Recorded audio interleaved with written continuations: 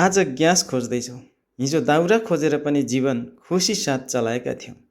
सम्पूर्णमा नमस्कार यही भनाइसँगै आज ग्यासको अभावले फेरि दाउराको चुलो बाल्नुपर्ने अवस्था आए पनि यसलाई केवल बाध्यता भनेर मात्र हेर्नु पर्दैन। हाम्रा पुराना सिप गाउँले जीवन शैली र दाउराको आगोमा पाकेको रोटीको स्वाद पनि हाम्रो मौलिक जीवनको एउटा मिठो सम्झना हो। र त आज मैले बेलुकीको खानामा रोटी बनाउँदैछु र भिडियोमा खिचेर साथ दिइरहेकी छिन् मेरै प्रिय जीवनसङ्गिनी। र मैले यहाँ रोटी बनाउँदैछु र रोटी कस्तो हुन्छ हेर्नु होला। र तपाईँको ग्यास सिद्धियो कुनै टेन्सन छैन, ग्यास पाइएन 2 घन्टा लाइन बस्नु पर्यो भन्ने हुन्छ, त्यो पनि कुनै टेन्सन छैन हैन। दाउरा खोज्यो, दाउरा बाल्यो, यसैमा खाना पकायो। र प्राय मैले बेलुकी र बिहानको खाना म दाउरामै पकाउने गर्छु।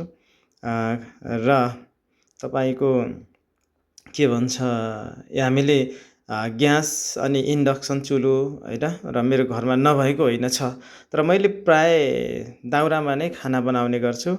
र दाउरामा पकाएको खानाहरू एकदमै मिठो हुन्छ, टेस्टी हुन्छ। र प्राय म साँझ र बिहानको भान्सा दाउरामै गर्छु। र तपाईँको समय बदलियो, चुलो बदलियो हैन, भान्सा पनि बदलियो, तर दाउराको आगोमा पोलेको तातो रोटी र त्यससँग जोडिएको गाउँलेपनको स्वाद कहिले पुरानो हुँदैन। तपाईँहरूले विचार गर्नुभएको छ कि छैन? छैन भने एकचोटि फेरि पुरानै शैलीमा फर्किनुहोस्। तर आजको आधुनिकतासँगै ती धेरै कुराहरू हराउँदै गएका छन्। विचार गर्नु भएको छ कि छैन? ग्यास, इन्डक्सन र विभिन्न विद्युतीय उपकरणले भान्साको काम सजिलो बनाएको छ, त्यो तपाईँ हामी सबैलाई थाहा छ हैन। त्यो सजिलो सँगसँगै हामी धेरै कुराहरू गुमाएका छौँ। आत्मीयता गुमाएका छौँ, पारिवारिक सम्बन्ध गुमाएका छौँ हैन। धेरै चिजहरू हामी गुमाएका छौँ।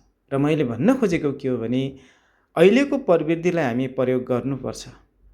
अहिलेको प्रविधि र अहिलेको यो बदलिदो समयअनुसार हामी बदलिन सिक्नुपर्छ।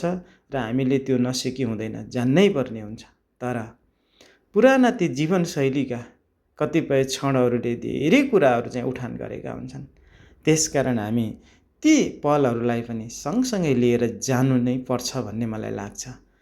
ती पुराना चिजहरूमा, ती संस्कारहरूमा, ती चलनहरूमा धेरै कुराहरू आत्मीयता जोडिएका हुन्छ, पारिवारिक मेलमिलापहरू जोडिएका हुन्छ।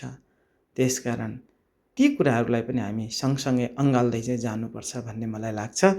र त्यसैले त म भन्ने गर्छु, हामी पुराना ती परम्परागत चलनहरू, रीतिरिवाजहरू, चालचलनहरू, हाम्रा संस्कारहरूलाई हामी चटक्कै माया मार्नु हुँदैन। र ती संस्कारमा कतिपय पुराना ती संस्कारहरूमा कतिपय चाहिँ हाम्रो समाजको हितको लागि, परिवारको हितको लागि नभएका कुराहरू पनि हुन सक्छन्। हो त्यस्ता कुराहरूलाई हामी अलिकति परिवर्तन गरेर हुन्छ कि अथवा त्यो कुराहरूलाई छोडेर हुन्छ, त्यसलाई चाहिँ सुधार गर्नुपर्ने हुन्छ। तर धेरै कुराहरू हामीले पुराना संस्कारहरूलाई छोड्नु चाहिँ हुँदैन, भुल्नु हुँदैन, किनकि त्यसमा धेरै कुराहरू हामीले सिकेका हुन्छौँ भन्दै म फेरि अब अन्त्यतिर यो रोटी हाल्दैछु। अब बेलुकीको खाना हाम्रो योसँग नै हुन्छ। र हस्त, धन्यवाद।